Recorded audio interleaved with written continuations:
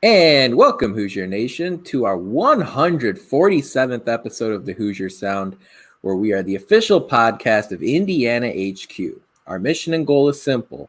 We want to bring in-depth analysis and coverage for Indiana University sports to as many fans as possible across a multitude of modern platforms.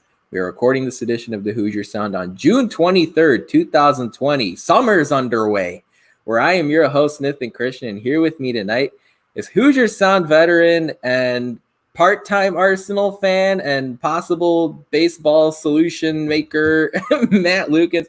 Matt, look, forget Arsenal. You could probably get baseball going, right? I mean, come on. What's going on? Why isn't baseball started yet? If you want to answer that, you can. How's life in general? Life's great. I wish we had baseball. I wish I had something to distract me from the train wreck that is Arsenal Football Club. For those that aren't clued in, Arsenal is a team that plays in the English Premier League, and they're having quite a terrible last couple weeks.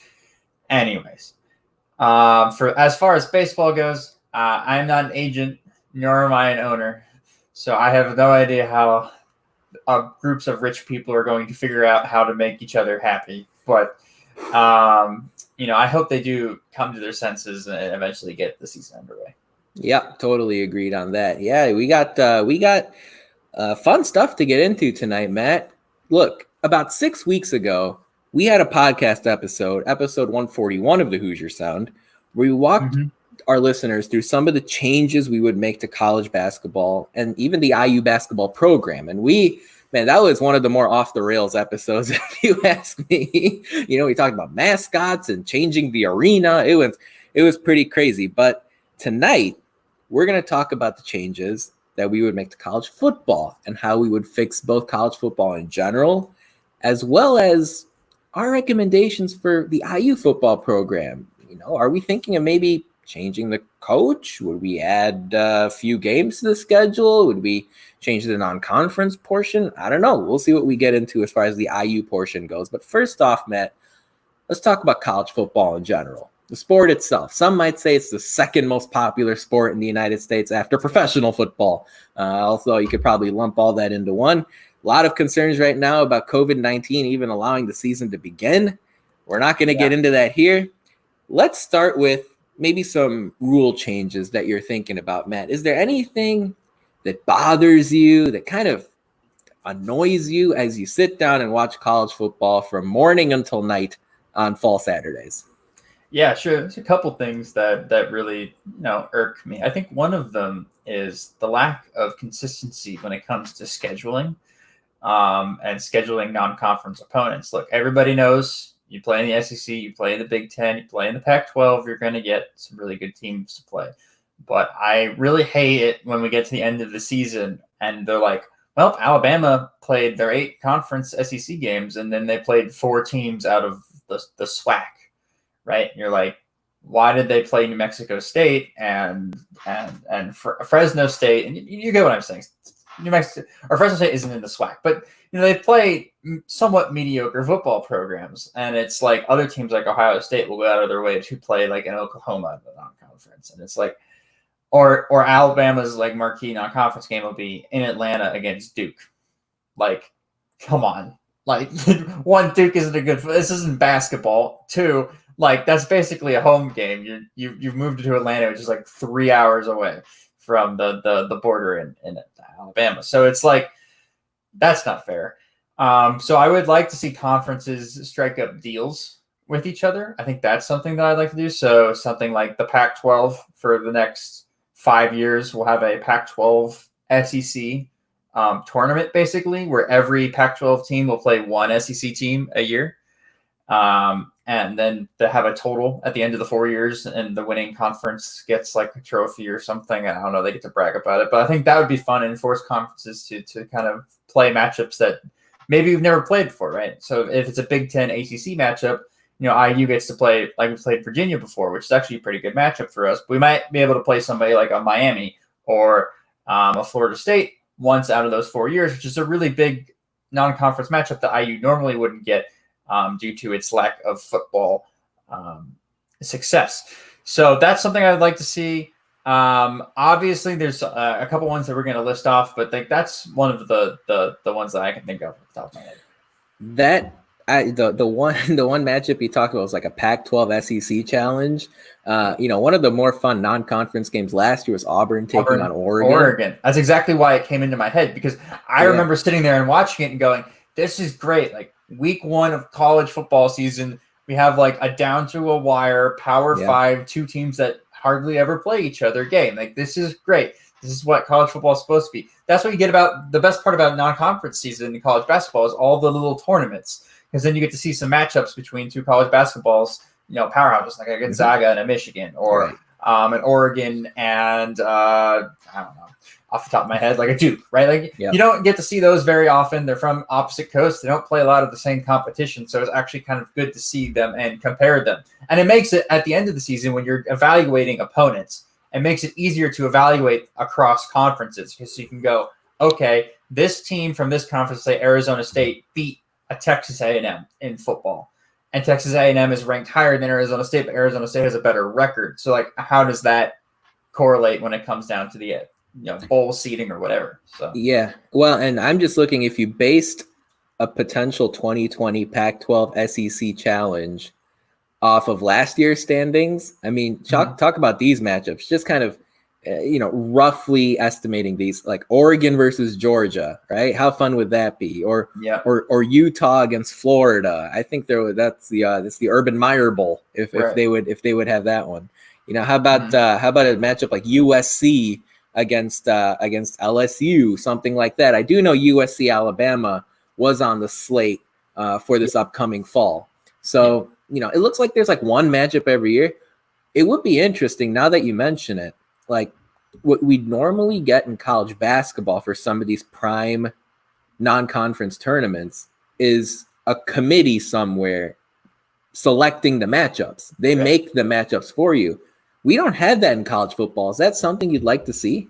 Yes, I would like to see that taken out of the coach's hands, really, for non-conference, just schedules in general. Like they don't get to schedule their conference games. They shouldn't be able to schedule their non-conference games. Like it doesn't really make any sense for me. They only have 4 non-conference games. Just make sure that those 4 are planned ahead of schedule, and it's out of the coach's hands. I do see it as kind of like a recruiting tool where you can be like, hey, we're in these tournaments playing against this conference. Like we can get a good seed if we're good, instead of, oh, well, we plan to play Oregon in 2027. Your younger brother, who is 13, will be able to play against him. So it's kind of like it takes out of the hand and brings the scheduling back to a more even place for schools that aren't exactly great at football in the moment. Yeah, it's really funny.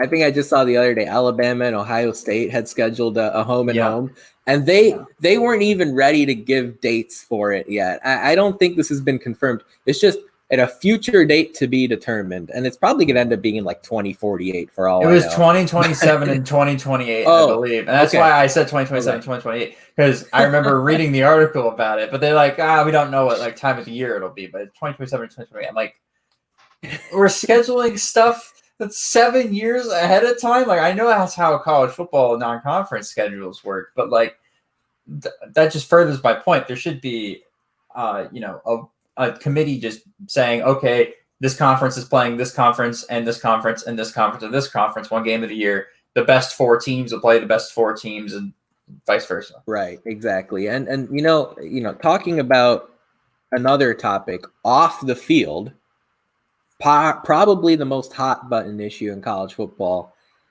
How would you handle the playoff right now? Okay, right now it's 4 teams, and it's been that way for a few years.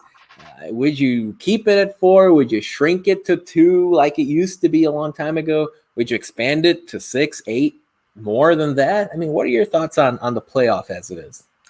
I like the 4-team playoff. I think the 2 games is good. However, I would like to add 1 more game to the playoff, and that be a playoff for the 4th seed. So between 4 and 5.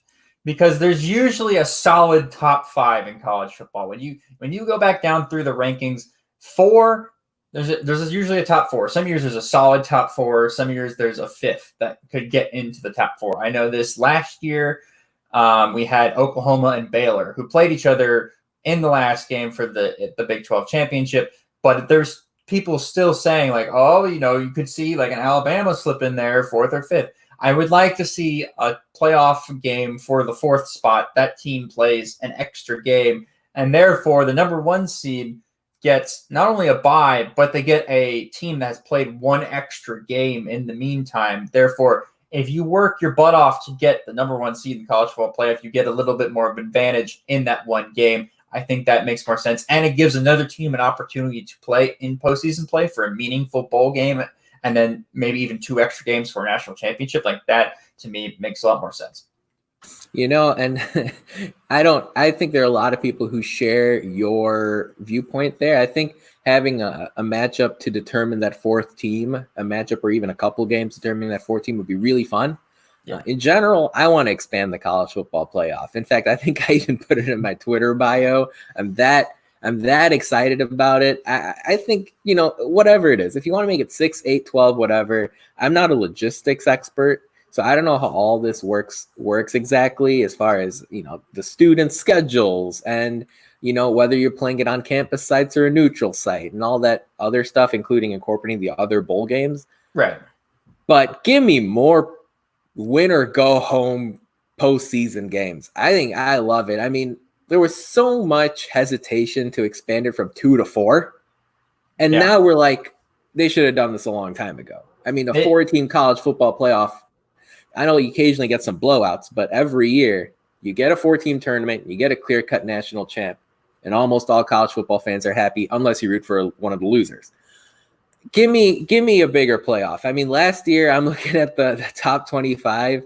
If a team like Oregon got in, we could have seen Justin Herbert play in a tournament type setting. If maybe a team like Oklahoma, I know they lost to LSU in the semifinals, so I apologize for that. But Alabama is what I meant to say. I think you talked about them as well. It would have been fun to see guys like Jerry Jeudy and his incredible wide receiver teammates get another shot. Oh my God, yeah. Ruggs and Jeudy and oh man. Yeah, Ruggs and Jeudy, exactly. And the rest of the crew, they must have felt like they had about 22 draft picks. Yes. So yeah, just give me more playoff. And we shouldn't have to be really pulling teeth over this type of thing. What are your thoughts about a non-Power 5 team making it in the playoff? Because that was something that I considered for a while, because I'm from Florida. I'm about 2 hours away from Orlando. UCF, they're kings of that. I remember growing up watching the Boise States of the world shock teams in the Fiesta Bowl. Kellen Moore go 11-1 every year and somehow lose to Nevada or Utah State or something like that at the end of the year and crush their hopes and dreams of making the BCS National Championship game. So those teams would have made it. The 11-1 Boise State teams would have made it if it was a 4-team playoff. But would they have actually been selected because they're one of the 4 best teams? I'm not sure. That's why I had an alternate version of the 5-team playoff where the 4th team is penalized by having to play the best non-power group of 5. The best group of 5 team outside of that for a play-in game. And if some years it'll be easier because like this past year, I believe it was Memphis that was the best non-group of 5 team. But then other years you'll get matched up against like a UCF or a Boise State that is an actual juggernaut at that level. So I would love to give them a shot. I think especially if a team goes undefeated, like a UCF or a Memphis or a Boise State, you name it, or a Utah, of those teams, your throwback, If one of those teams legitimately runs the table, and don't come at me with, they play easy schedules, because even if you play an easy schedule where you're supposed to win, probably where you have like a 70% chance of winning each game, it's really hard to actually go undefeated. It's why last year there was no group of 5 team that went undefeated. Because, if you do it for 12 Saturdays, more likely than not, someone's going to trip you up. So if you go undefeated, it's worth taking a shot. And look, a lot of people might say, well, they might get blown out, right? A team like Memphis might get blown out by Alabama. Well, Clemson, or I should say Ohio State's gotten blown up by Clemson before, and Oklahoma's gotten blown up by LSU like it happened the last college football playoff. So blowouts happen. Why not at least make it interesting and give a group of 5 team a shot to play one of the powerhouses? I totally agree.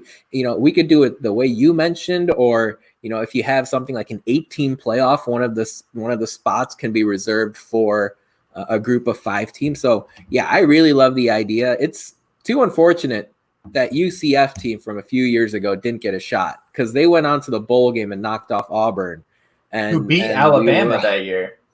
That was Auburn exactly. Yeah.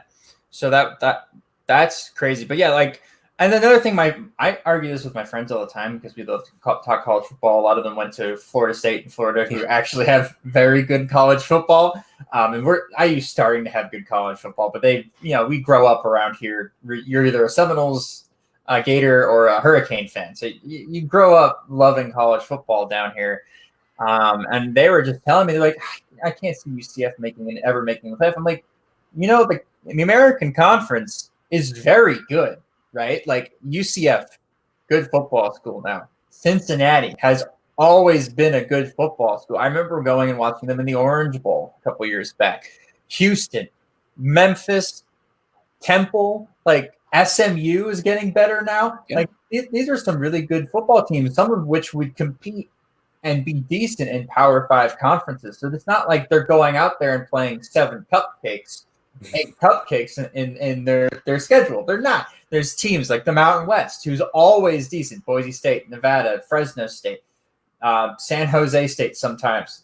Those teams are good, and you can find good Power 5 teams. I mean, look, Mike Ford came from Fresno State, turned our football program around. There's plenty of good coaches and talent to be found at the Group of 5 conference level. So I'm really excited to see if they're going to include them in the discussions, because everybody loves an underdog story. And it's so much fun to root for a school like that, because then you don't have any rivals or past, hate to them, right? Nobody is ever going to root against App State unless you're a Michigan fan. And it's just fun to root for App State, because you don't have any prior, bad experiences with them unless you're a Michigan fan. So. Well, and that's the thing. I mean, not only would the Group of 5 team that gets a berth in the college football playoff be a good team, you also do get the rare opportunity to see potentially some quality NFL prospects going up against some of these big schools, right? I mean, I know Utah State had a tough year last year, but it would have been fun to see Jordan Love take on Alabama's defense or Oklahoma's defense, even though I think Utah State got smacked by LSU in the non-conference last year. So it's not the best example, but you get my point. Getting the chance to see one of those Group of 5 players in a big-time non-conference postseason matchup would be really fun. But somebody like Ed Oliver from Houston as well. Yep. Houston, yeah. So. Exactly. So no doubt about it. So let's transition from off-the-field changes, and we talked about adding a Group of 5 team into the college football playoff. We talked about expanding the college football playoff at least a little bit. Right. We talked about some scheduling changes, but on the field, what sort of things would you like to see? I'll start with this.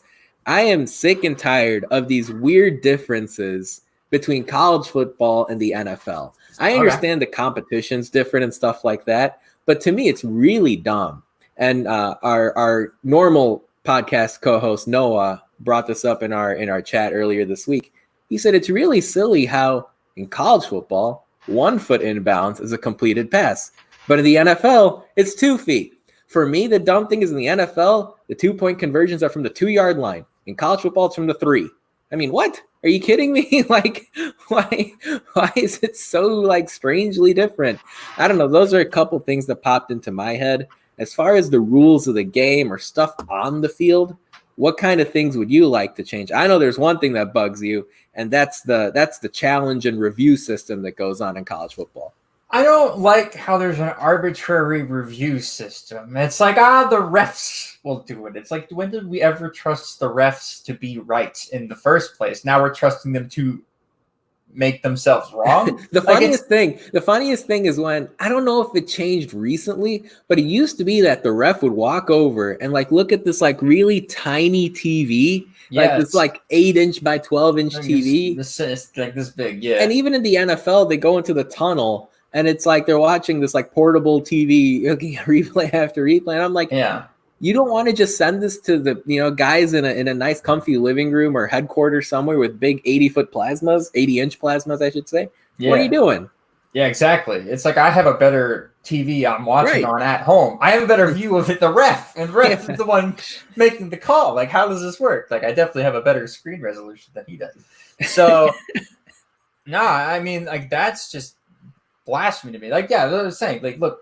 Refs, like, when do we ever trust the refs to do anything? I know I just brought up the Premier League earlier. They just brought in VAR. When do we trust the refs to go, let's go check if I was wrong? Like, never. They're like players. They don't want to be wrong. They don't want to think they made a wrong mistake. They're human. Like, that's just what we are. We're proud people. So I would like to see that a coach's challenge involved, just because there got to be a check for the refs. The same thing, to bring the NFL pass interference challenge rule over to college, I just would like to see the ability to challenge a play, because there's so many times in college football, and I know IU specifically, where you look at a play and go, that was clear pass interference that the ref missed. I don't know how many times it's happened when I've been watching us play Ohio State, but it clearly happens every time we play Ohio State, and Ohio State gets the benefit of the doubt on the call. I am tired of it, so for that, I want that brought over from the NFL to college football so we can save my sanity every time we play Ohio State. The funny thing is, I think the NFL actually talked about removing that, after I know they did that season. So it's funny you mention it, but I actually agree. I think if you can make it reviewable, if you can do it, make it reviewable. Like just allow things like pass interferences to be challenged. Remember how long it took them for making the targeting calls reviewable. Now you can do that, which is a great move. Let me ask you this, Matt. For your challenges, then, I know right now, technically in the Big Ten, you could have one challenge per game if the referee doesn't review it, but you almost never see that happen. How many challenges would you give coaches? And would it be the same as in the NFL where it's you get 2 challenges, and if you get both right, you get a third? Because I honestly think that's kind of messed up as it is. No, 1 per half. You get 2 challenges, but you get 1 challenge per half. So you get 1 in the first half, 1 in the second half. If you get it right, you get it right. Get it wrong, get it wrong. But you got to keep that challenge in your pocket until you absolutely need it in the first half. So I'm sure there'll be some coaches that will challenge something stupid at the end of the first half, but whatever. They have to use the challenge anyway. And then in the second half, they're going to pocket it until like the last 2 minutes. So it's going to be the smart coaches are going to take what their assistant coaches up in the booth tell them to take.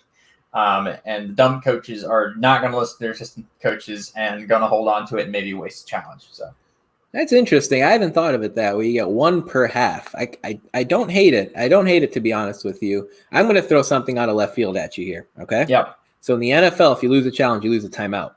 All right. I think in college football, if we're going to change the sort of the challenge review system, I think if you lose your challenge, the other team can get the choice whether to make you lose your timeout or push you back 10 yards. I think that's the kind of consequence that would make college football a little bit more interesting. So, if it's 3rd and 10, maybe let's change the game a little bit. If it's 3rd and 5, okay, and you challenge a pass that you thought was complete, but the rest called it incomplete, and it ends up being incomplete. Yeah. Now the other team has the option to say, hey, you either lose your timeout or we're going to push you back and make it 4th and 15 instead of 4th and 5. That's the type of thing I'm getting at. I think it would be a really fun change to college football, but looking at your face, you're either confused or you're upset. I don't know. I'm not sold on it. I could see a 5-yard penalty. I think 10 yards harsh. Like, that is an extremely harsh punishment. And while that is fun, I think there's a lot of times where somebody challenges something because it's a 2nd and 10 and it's in a crucial situation late in the game, and they challenge it because the player comes over and pleads that he was almost right, and he was right. He caught the ball, but it slid on the grass right before it got to him.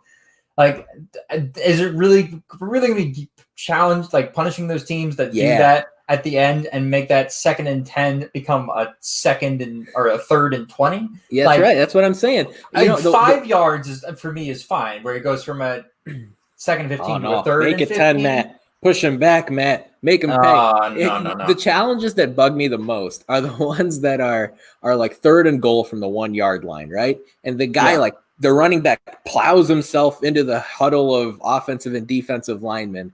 And there's no way that you can tell the ball crosses the goal line, but you spend 10 minutes looking at it because it's so close. And then the team loses a timeout that doesn't even matter in the first half. If you waste your time on a challenge like that, you should be pushed back to the 11-yard line. That's what I want to see. I don't mind that challenge. But what I do mind after that is because, one, we get a whole commercial break during the timeout for the challenge. And then after they review it and then they either kick the field goal or they get the touchdown, then we get another commercial break. There should be no commercial break after the field goal or timeout. There should be a number of commercial breaks allotted for the game. If they get extra because they have a couple extra timeouts, that's fine. But if somebody uses a timeout, let's say it's for the, under 4 timeout or whatever it is that the media will take in the quarter, or in the half, that timeout then will become the under 4 timeout. So it's like kind of how they do it in basketball. Yeah. So if somebody takes a timeout at like the under 4 timeout, they take a timeout at 3:50. That is the 3:50 media timeout. Yep. So they should do that in football anyways. And then just after the field goal or extra point is made, they just go straight into the kickoff. So it takes off another 5 minutes from waiting around the game. Yeah, the only media timeouts I'm aware of as far as college football is concerned are the ones that happen sort of just before or just after kickoffs and punts and things like that. Yes. So unlike college basketball where they have it, divided up in 4-minute segments, in college football, sometimes you'll see them go to a commercial right after a punt. Other times they'll keep it going. That's just so dumb for me. Like, and if there's a huge commercial break and then you have a challenge and another long commercial break, it does really, put kind of a buzzkill out there for the fan. Yeah, no. So less commercial breaks. Man, I love it. Look, I like the money in college football. I get it. Advertising is awesome, but they're not paying for an extra 7 timeouts. They're paying for the advanced allotted what the average timeout or media break is. Yeah. Don't give them the 7 extra, okay? I don't want it. Nobody wants it. It makes the game like 45 minutes longer than it needs to be. I love it. Sleep on the 10-yard challenge penalty. I think you'll wake up to it, or it might grow on me. But. Yeah, exactly. Let's take a little break here and talk about who won the week, Matt. And IU got some great news earlier today, and we reported it over on the Indiana HQ Twitter account, which I would highly recommend all of you go follow because we break news on there. We've got articles on there. You click around on our website, indianahq.com. You'll see updates there as well. But over the course of the last couple weeks, 187 IU student athletes made their way back to Bloomington to start their preseason workouts for fall sports. Obviously, football grabs the headlines, but you name it, the fall sports are starting their workout programs. 187 student athletes got tested for COVID-19, and all 187 of those tests came out clean. None of them are carrying the coronavirus infection currently, which is great news.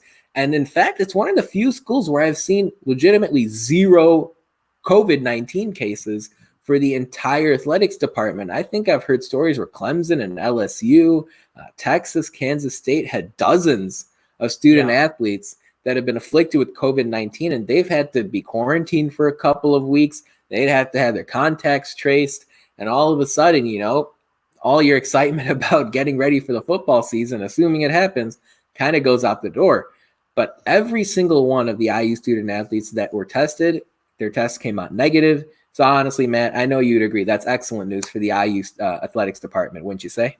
Absolutely. I mean, that's should be bragged about, actually, that are how mature and responsible our athletes are. And it's a little bit lucky. I mean, look, let's be honest. It's not like some of these guys haven't been out. It's summer. Like they're going to not be going out responsibly going outside, doing maybe some workouts with some friends and at a local high school or whatever, tossing the ball around. You can still come in contact that way. So it's a little lucky, but also they've been responsible about it. And I think the student athletes should get credit for it. Then also the coaches should get credit for it as well, because they're the ones keeping in contact with the players, making sure that, hey, when you're outside, I know you like to hang out with your friends, wear a mask, please. Just do it. Be responsible. Yep. Come on. You got a season. We got to play. You got to be healthy. We got to get workouts done. When you get in here, love each other. Come on. And look, it has worked out. We have 187 athletes. They're going to be in a bubble at IU, and they're going to be working out, which is actually going to work out great for a team like IU, who has been together for so long now. Remember, last year, most of the team played together. So now they kind of not only just rekindle that friendship again, but they also get some really serious work done, and they already have the experience with each other. This team is going to be so much better come the fall because of that. Yeah, a couple notes to wrap that part up. Coaches and staff were part of the 187 test too, just to be clear. And second thing that just popped into my head, it's that it's probably a benefit for IU to be in a college town like Bloomington compared to a school that's kind of planted in the middle of a city like a USC or a Miami. That's just something that I haven't really heard people talk about, but something that could benefit the Hoosiers as it is. Let's keep it going. We talked about college football changes to the sport in general. Let's focus in specifically on IU football. And the good news is that right now there are a lot of positive things happening for IU football. Tom Allen's regarded widely as a pretty great head coach. IU recorded 8 wins last year, one of the highest numbers they've posted in the last few decades. The Hoosiers won the bucket game last season and continued to turn on NFL draft picks. But that doesn't mean there isn't room for improvement. There isn't room for an interesting change or two. And Matt, the one thing that we always like bringing up on episodes like this is, what are your thoughts on an alternate football uniform for IU? Specifically, this is something I'm asking, a black one. Black seems like a cool color, right? Across college football. What are your thoughts on a black IU football uniform, or just an alternate one in general? I would like to see a black uniform. I would also like to see a silver helmet, like a chrome helmet with a red IU on it. That would be dope. I don't know how they'd work it into the color scheme or whatever, but look, it's IU football. It's not IU basketball. IU basketball, it's like, we're touching the uniform. Oh, no. Please, go ahead. Make the IU uniform fun. Make the IU football uniform fun. Kids like the like different uniforms. In fact, Oregon, like I've said on the podcast before, basically makes all their recruiting off the fact that they have dope uniforms and you're going to look cool. You look good, you feel good, you play well. Come on, for the IU football, we've done a little bit of the experimenting or whatnot with the IU football uniform before. I know IU has been changing uniforms on and off with Adidas for the last couple of years. But yeah, I would love to see a black uniform with it. I think that an all black pants, black jersey with red accents or whatever it is. If you've got a graphic design artist out there and can make me one, I'd like to see it because I think it'd be fun. It's just you walking around the state of Florida with your alternate IU jersey that no team has ever worn. It's just one for Matt. I'd wear it. I'd wear it. I love it. Hey, look, all I'm saying is, okay, if there are teams in college football, okay, you name it, like Oregon, like Baylor, okay, if they can go out, Florida as well, if they can go out and have alternate uniforms with a bunch of different colors and schemes, look, give it a shot. I mean, look, what are you waiting for? You did talk about the helmets. I'm not sure why they sort of pulled off of the chrome helmet. I haven't seen it in a few years, but get a little creative with the jerseys. Now, I agree with your point, Matt. How about a gray or silver alternate jersey? What are your thoughts on that? Again, I'm down for it. I'm down for a gray one. I'd even be down for one that's bedrock patterned, right? It is the rock. So I'd be down for a bit of, brown, and red. Ooh. You can do something with and some cream maybe in there as well. So just some weird accents. But yeah, I'm down for anything. I think it'd be cool. Yeah, I think I just saw a report the other day where Tennessee's going with a black jersey for the Black Lives Matter cause that Jeremy Pruitt, their head coach, proactively put out there. So hey, definitely things to think about there with the alternate uniform. Let's talk about scheduling for a second, Matt. One of the things we discussed was potentially some type of Big Ten ACC challenge or Big Ten Pac-12 challenge, which as much as I like it, seems to be kind of a long shot possibility. Right. IU typically schedules weak opponents in non-conference play. Are you okay with that? Or would you like to see Tom Allen, under the current system where coaches and athletic departments make the schedule, get on the phone and call up a high-profile Power 5 team to face off against the Hoosiers in September? Well, I know I said earlier I wanted us to play some bigger people, but if the system's in place, I'm gonna go with the system, and the system is don't play people that are going to be an automatic loss or an extremely tough game. I mean, look, we're playing Wisconsin, Ohio State, Michigan this year. Those are some really tough games. Penn State, like we already have to play Penn State, Michigan, Ohio State every year. I think those are 4 really tough games we have to play, and the fact that they're on our schedule, we don't really need any extra difficult games. Now, what I would like to see dream scenario scheduling wise for IU is play some more local Power 5 teams.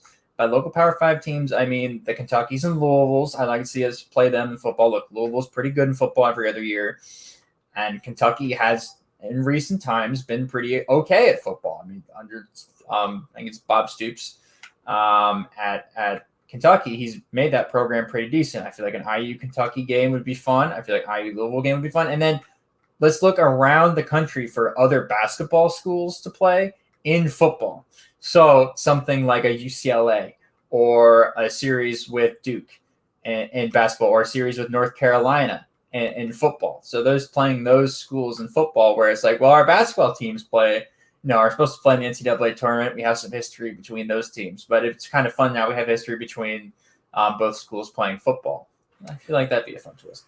Yeah, and just so the listeners know, and you guys may not be aware of this, but starting in 2021, IU is cranking up the non-conference schedule difficulty just a little bit. There's a home and home at Cincinnati. So, you talked about the local flavor there, Matt. That's going to be a fun matchup. It's a home game against Cincinnati in 21, road game against Cincinnati in 22.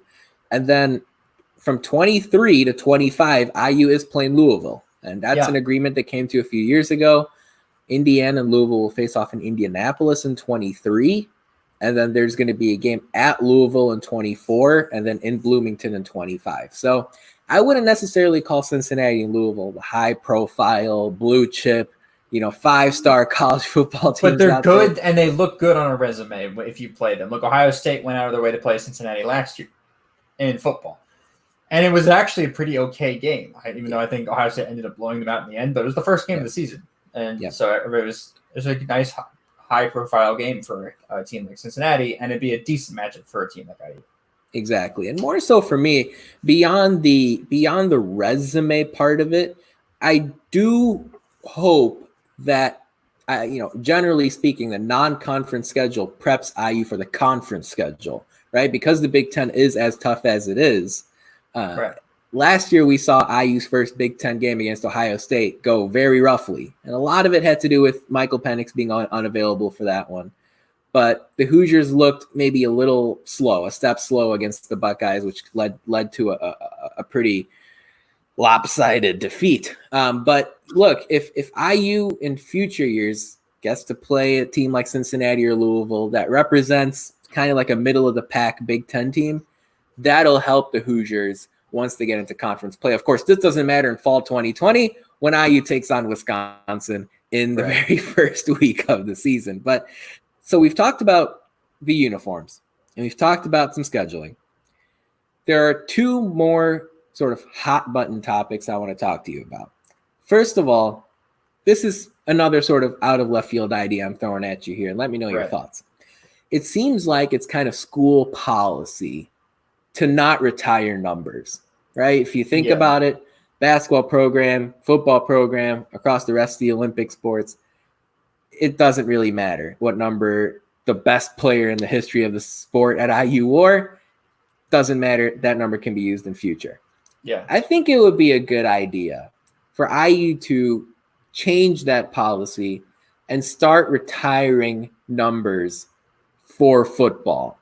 I don't think there's an issue with NCAA rules as far as that goes. If nothing else, at a bare minimum, really make it clear that guys like Anthony Thompson and Antoine Randall were really high-profile players. I know logistically it's kind of tough to retire numbers too, because you've got a roster of like 110 guys, and you kind of need to use every number between 1 and 99. So I don't know if you got to start having triple-digit uniform numbers eventually, or fractional uniform numbers eventually, but some way here, guys like Anthony Thompson, Antoine Randall, hopefully as we look ahead, guys like Michael Penix or Whop Fillier, they can get honored appropriately, possibly with something like a retired number. What are your thoughts on that? I think not retired number, but honorary number would be awesome. So if you don't know what the honorary number system is, it's in college sports. It's where a team will, like Notre Dame, will retire the number, I don't know, just say 10 for quarterbacks. And so if a quarterback wants to wear number 10, he has to go and ask one of the legends, hey, I'm who I am. I play at your alma mater at Notre Dame. I'm a quarterback. I would be honored if I could wear your number 10. And the legend at Notre Dame would be like, yeah, sure, go ahead. That sounds awesome. That's cool. And so he'll have his name and the number 10 on the back, but he'll be honoring whatever quarterback you want to name from Notre Dame. Mm-hmm. So I think that would be kind of Jimmy cool. Clausen. Right. No, maybe not. Maybe. All right. Sorry. Brady Quinn. Brady Quinn. That was the first name that came to my head. I was like, I don't think anybody's going to call Brady Quinn. Be like, hey, can I honor you for Notre Dame?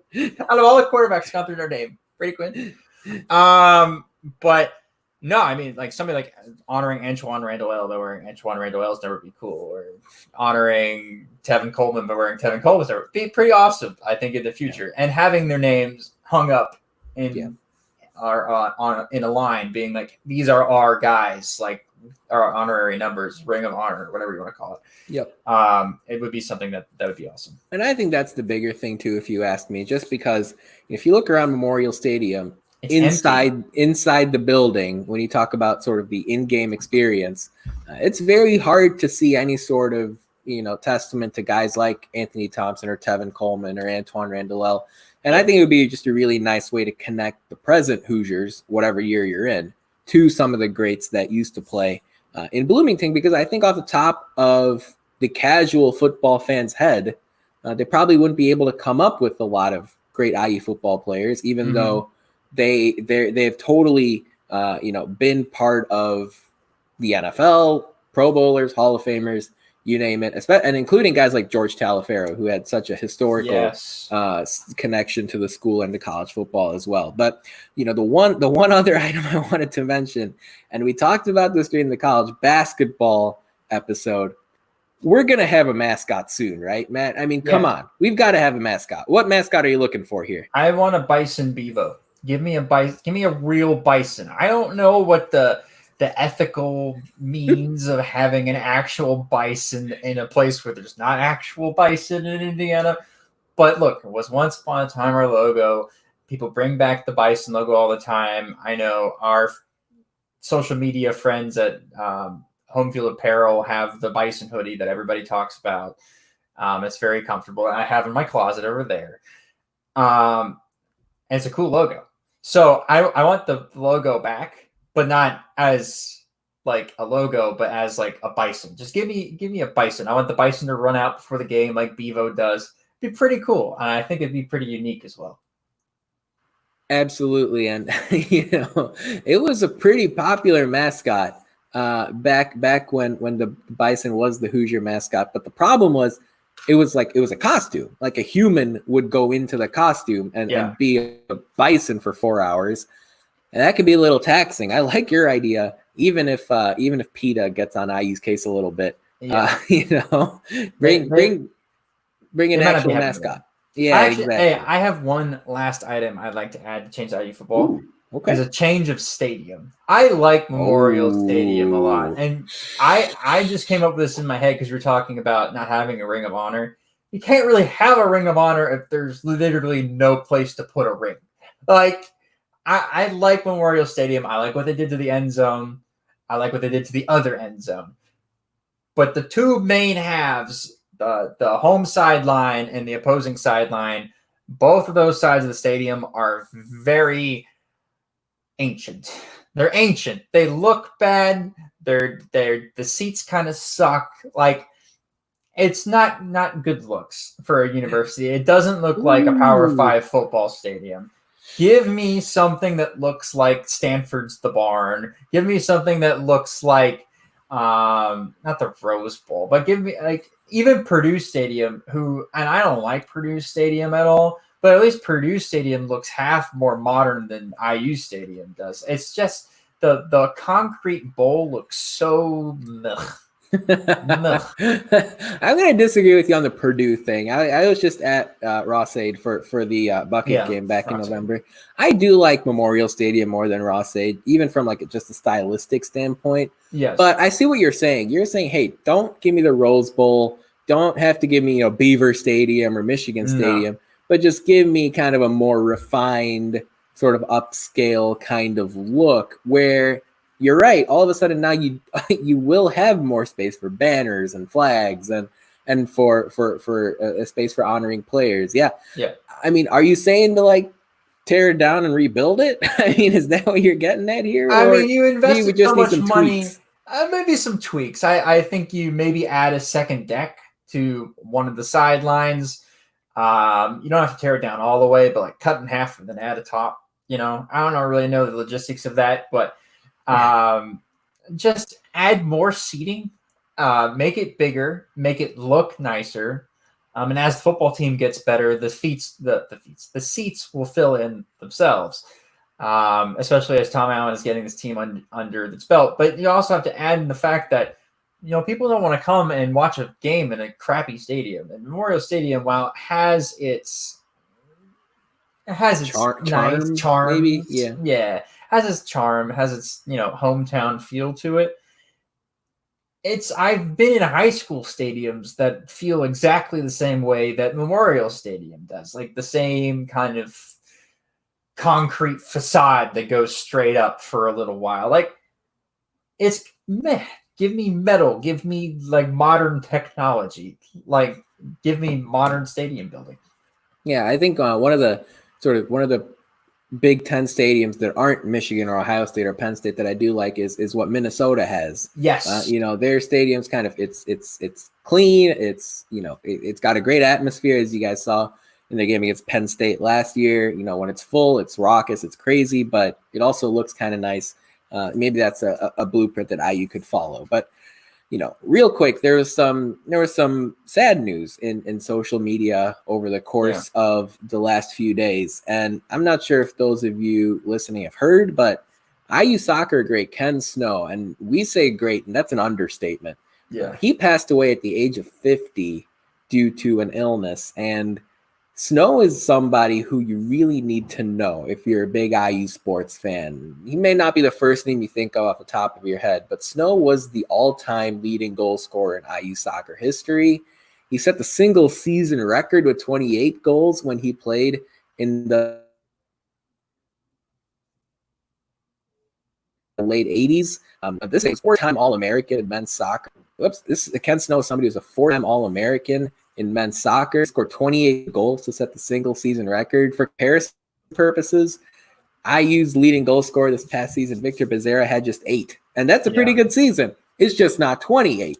But Snow passed away, and so you can look up the articles online. But Snow is a very powerful presence in the IU men's soccer program, and he succumbed to an illness in the last few days. But in general, Matt, as we sort of sit back and take in all the changes we made to college football and the IU football program, do you have any closing thoughts as we wind down this episode number 147 of the Hoosier Sound?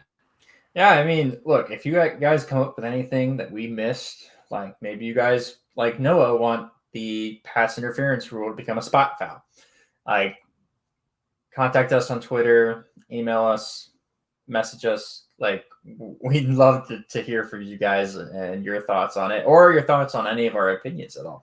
If you think getting rid of Memorial Stadium or cutting Memorial Stadium in half and building it from the ground up would be dumb, you're allowed to tell me that. You know, Matt, they just spent a couple millions of dollars on the end zone. Why are they going to cut it down and make a new stadium? I don't make the rules, okay? And you asked for my opinion. But look, we're here for you guys, and just thank you so much for listening to the show. Yeah, no, I second all those sentiments, and specifically speaking, I want support for my 10-yard challenge penalty. I'm fully behind that, even if Matt's not. I don't want to hear it. Give me a little bit of spice as far as the challenges for penalties are concerned. But that's about wraps it up for our 147th show of the Hoosier Sound. Thank you so much for joining us tonight. We really appreciate your support. Thank you to our live audience. You guys are one of the biggest reasons why we do this. To hear more fantastic podcast episodes like the one you heard tonight, be sure to follow us on the Hoosier Sound once we get some of the Twitter technical difficulties fixed. And also follow us. So you can follow us at the Hoosier Sound once we get some of these technical Twitter difficulties straightened out. You can also follow us over at Indiana HQ in order to stay in touch with all the future podcast episodes that come your way. Lastly, if you enjoy our show, leave us a review, tell a friend, share our links. Your support really helps us grow, and it allows us to reach more passionate IU fans like yourself. But as always, thank you for listening, Hoosier Nation, and we'll see you next time. Peace.